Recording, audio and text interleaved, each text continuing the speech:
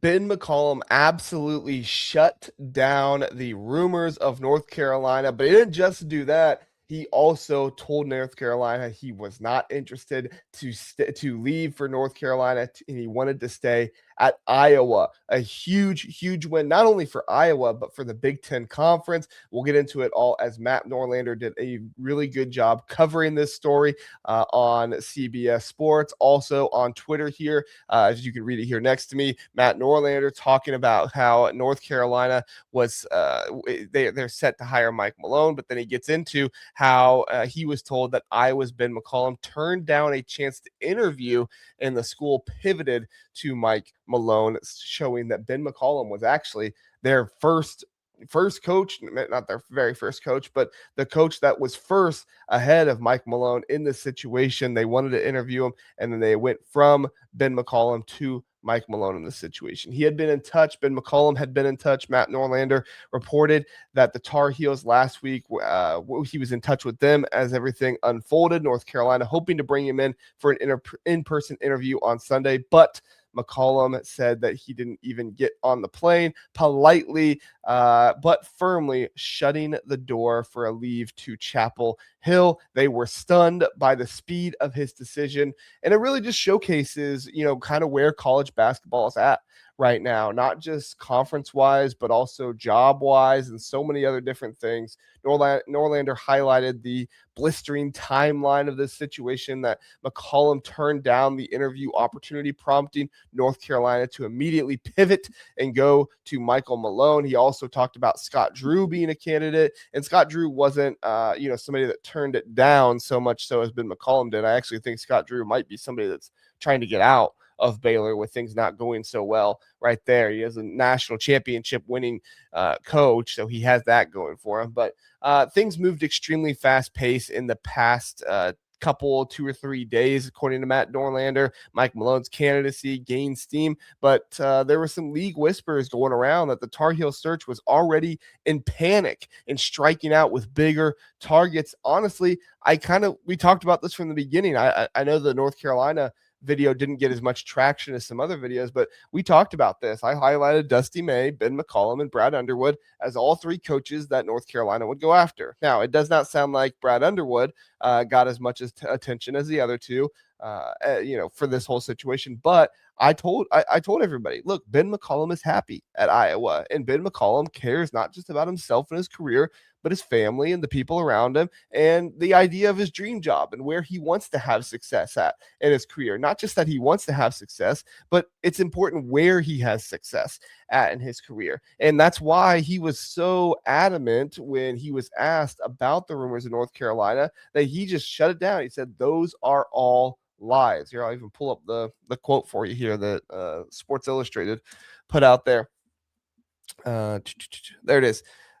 He said, quote, yes, those are, whatever those are all lies, McCollum said when asked about rumors that he could be in the mix for other jobs and whether he will be Iowa's coach in 2026 and 2027. The next quote says, the only person that would ever know would be, well, three people would be my athletic director, my wife, and that's about it, I guess. Two people. Well, you too, Ben McCollum. You would know. So we'll give you that one there as that's three people. But yeah, I mean, we talked about this, Ben McCollum is very happy at Iowa. He had success this season at Iowa. Now, if he didn't have success this year at Iowa, if they missed the tournament or something like that, would things be different?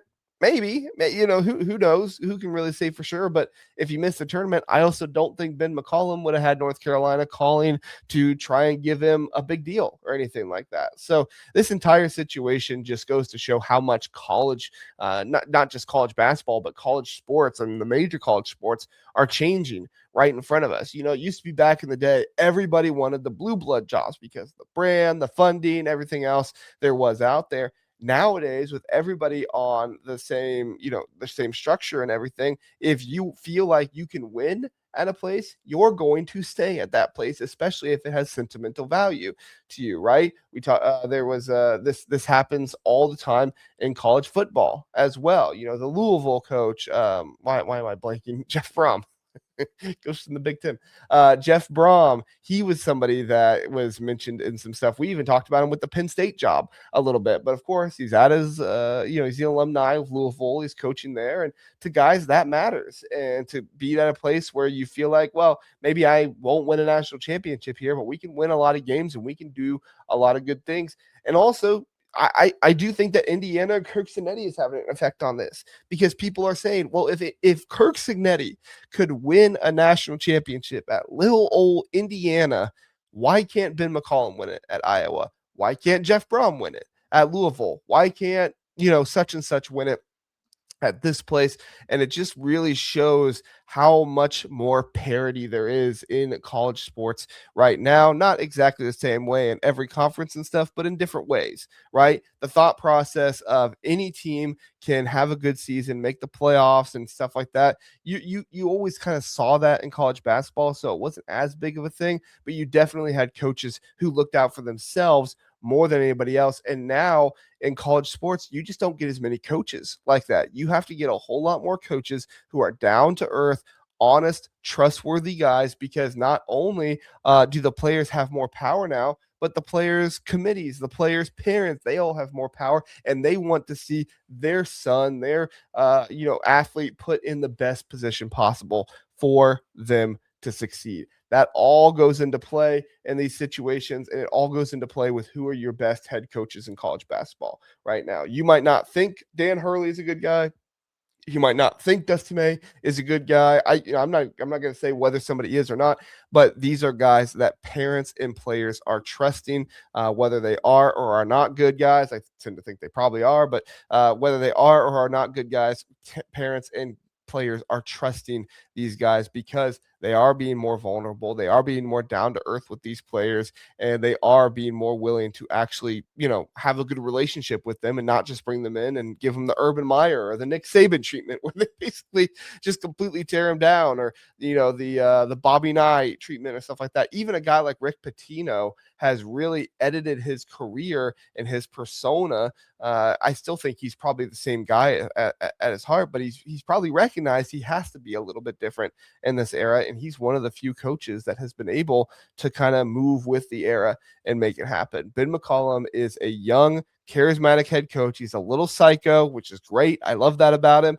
But he's not too psycho in the essence that, like, he can't be liked and he can't have players not want to be coached by him and stuff like that. And he's done a great job at different programs.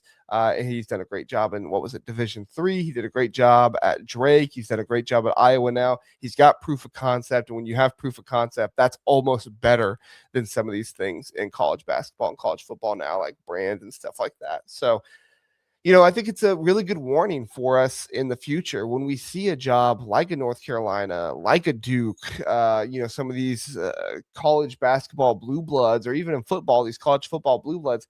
I don't think they're going to command the same type of attention from coaches as they once did, especially when you consider that, North Carolina and Duke are in the ACC, and those are both schools that are actively trying to figure out, how do we get out of the ACC, because they know their future in that conference is not good for them overall. The conference like the Big Ten, not only is it a conference that pays better, but it's also a conference that has done a better job of figuring out how to keep their talent. I don't tell Northwestern that. Northwestern has not really done a great job of figuring out how to keep their talent, but definitely the Big Ten is being known for a conference that knows how to work the administrative side of stuff, try to be able to get their players to stay longer, and maybe not force them into that, but definitely give them more incentive to stick around longer. Those are my thoughts on Ben McCollum, Iowa, him turning down the North Carolina job, and just how much things are changing right now in college athletics, especially with coaching.